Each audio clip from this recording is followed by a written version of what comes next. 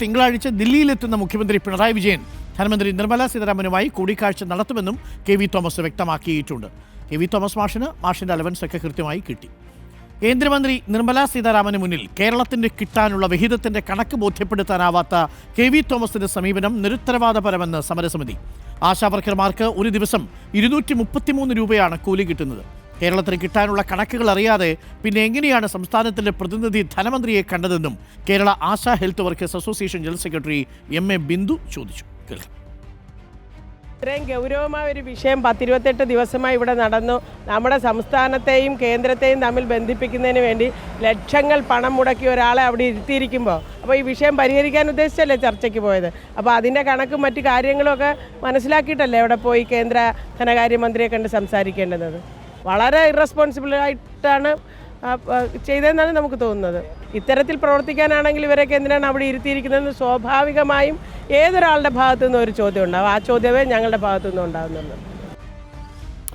നമുക്കൊപ്പം ആദിൽ പാലോട് ചേരും. ആശാവർക്കർമാർക്ക് പിന്തുണ നൽകി സമരപ്പന്തലിൽ എത്തുന്നവരുടെ എണ്ണം അതേസമയം കൂടുകയാണ്. ആദിൽ പാലോട്, കെ.വി. തോമസ് മാഷിന്റെ പ്രതികരണം നമ്മൾ കേട്ടു.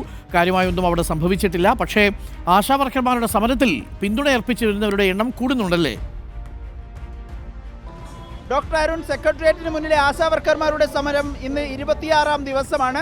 നമുക്കിവിടെ കാണാം, ഈ രാത്രിയിൽ നല്ല മഴയുണ്ടായിരുന്നു. അല്പം മുൻപ് വരെ തിരുവനന്തപുരത്ത് ഇവിടെ ടാർപോളിൻ കെട്ടി ഇവരിവിടെ കൈകൊട്ടി പാട്ടുപാടി ആ സമരം തുടരുകയാണ്. സമര പോരാട്ട വീര്യത്തിന് ഒരു കുറവും സംഭവിച്ചിട്ടില്ല. ഒരു മാസമാകുമ്പോഴും ബാനർ സാംസ്കാരിക സമിതി എന്ന കൂട്ടായ്മയുടെ ഒരു സംഗീത നിശ ഇവർക്ക് ഐക്യദാർഢ്യം പ്രഖ്യാപിച്ച് നടക്കുകയാണ്. ഏതായാലും അവരുടെ നേതാക്കളുടെയൊക്കെ പ്രതികരണം കൂടി കേൾക്കാം. ഇത് ബാനർ സാംസ്കാരിക സമിതിയുടെ ഒരു പിന്തുണയാണ്.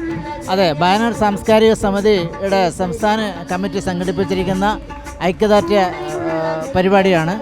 കഴിഞ്ഞ ദിവസം പ്രമുഖ ചിത്രകാരന്മാരെ പങ്കെടുപ്പിച്ചുകൊണ്ടുള്ള പരിപാടി ഉണ്ടായിരുന്നു. ഇവർ ഈ സമരത്തെ എങ്ങനെയാണ് കാണുന്നത്?